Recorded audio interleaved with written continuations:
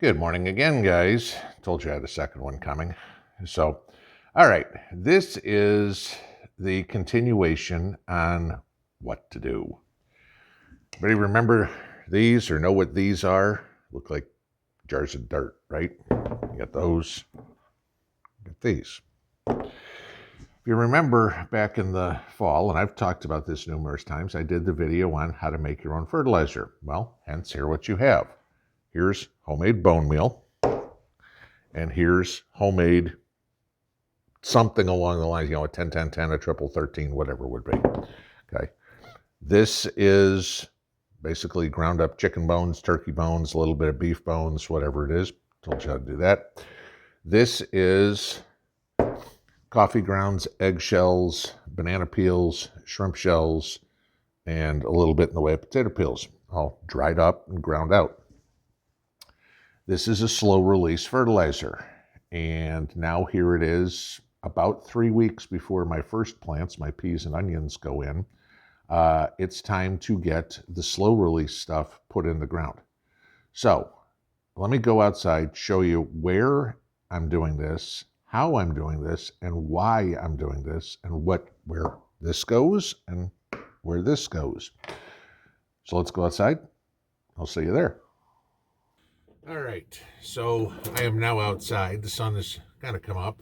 It's just cracking over here. Nice balmy 21 degrees outside. So yeah, I know, still out here doing this. So, okay, so what do I want to do? Now, if you remember when I did my soil test a few weeks back, I found out that my garden was completely depleted of nitrogen. It was very low in phosphorus and about adequate in potassium. Okay. Now, because of what's in here, coffee grounds, great for nitrogen. Your banana peels, the dried banana peels and crushed up, those great for potassium.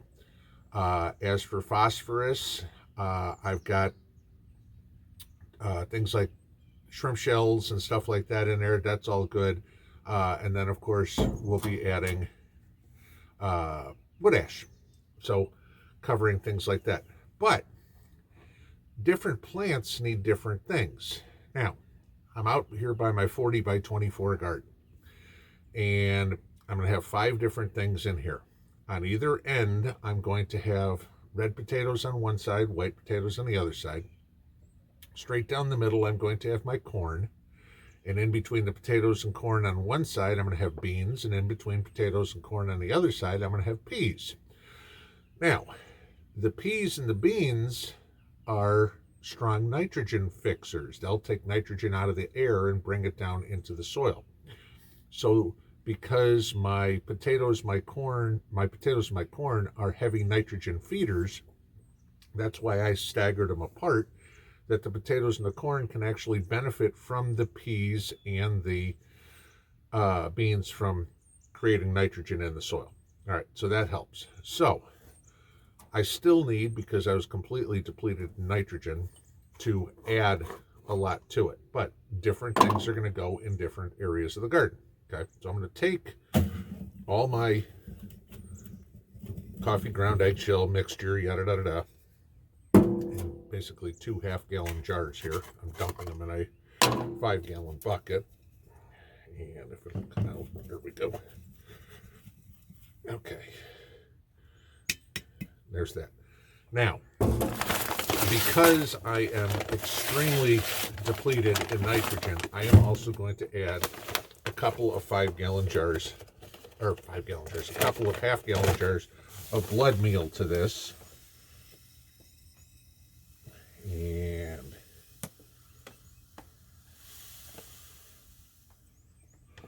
pour it all in. All right, so 1, and do a second one.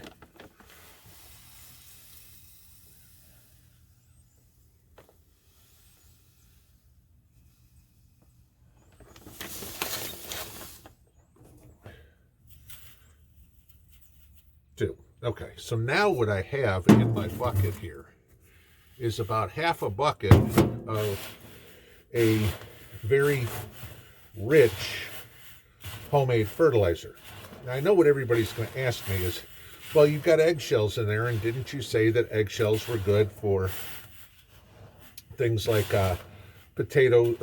tomatoes and peppers? Well, yes, they are, okay? And I'm not growing tomatoes and peppers in here, so why would I want to use this? If you also remember in my other video, my pH was at about 6.5, okay, slightly acidic. The eggshells will help neutralize that ever so much. So it'll get me a little closer to that optimum 7. So what I'm going to do from here is I'm going to specifically spread this in parts of the garden. I do not want to spread this where I'm going to put my peas and my beans, because if I do that, then all I'm going to do, and I'm trying to get the camera set up here so you can see what I'm doing. All right, I'm not going to put it where my peas and my beans are, because then all I'm going to wind up getting is a whole bunch of green growth, and I'm not going to get any pods. I mean, if they create enough of their own nitrogen, I don't need to supplement the nitrogen there. So let me show you what I'm going to do here. Basically, it's 8-foot by 24-foot sections, and I've got all this, so as you can see here in the garden, and I'm just going to spread it out by hand. Nothing rocket science here, but this is kind of the whole point.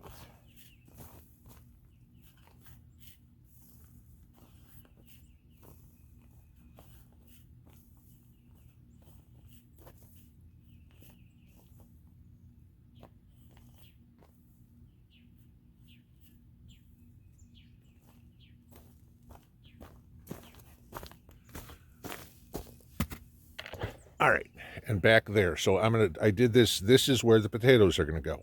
I'm going to go do it. I'm going to skip where the beans are. I'm going to do it where the corn is. I'm going to skip where the peas are and do it where the potatoes are. So let me do that. I'll be back in just a second. Okay, got all that done. Now, for my bone meal, because everything in here needs phosphorus, I'm going to be spreading this bone meal over the entire garden, and basically similar thing. You don't need me to spread it, but this will go everywhere, where my potatoes are, where my corn is, where my peas and my beans. So let me go do this. Okay, so I know what the next question is going to be, is why am I spreading all this now? You know, I don't have any plants in the ground or anything. This is a slow release fertilizer. It'll take 3 weeks to a month for all that material to start breaking down in the soil. So if I do it now, my peas go in about 3 weeks. It will be there for the plants to use when I'm ready to plant. Now, it's supposed to rain all next week. That will help wash this into the soil. Obviously, you can probably see the frost and everything like that. When it warms up a little today, I will go in and fork all this in. But the other thing is, the coffee grounds, the eggshells, everything will give the worms something to eat in there as well, which creates worm castings. Now, the reason I'm doing this now, besides the fact that it takes so long, is I will be covering all the soil here with a few inches of compost here in the next couple of weeks before I plant. And I obviously want my fertilizer down at the root level, not at the soil level. So if I know I'm putting something on here, obviously that will make it down at the root level. That's helpful in itself. Now, this is not the only fertilizer I'm going to be using all year. With my nitrogen deficiency, and with the fact that I've got corn and potatoes, which are heavy nitrogen feeders, I'm going to need to supplement. But I'm going to be putting row cover on this garden this year. Remember, I didn't do it last year because I was trying to get some of the weeds to grow to break up some of the soil. Now I've succeeded in doing that.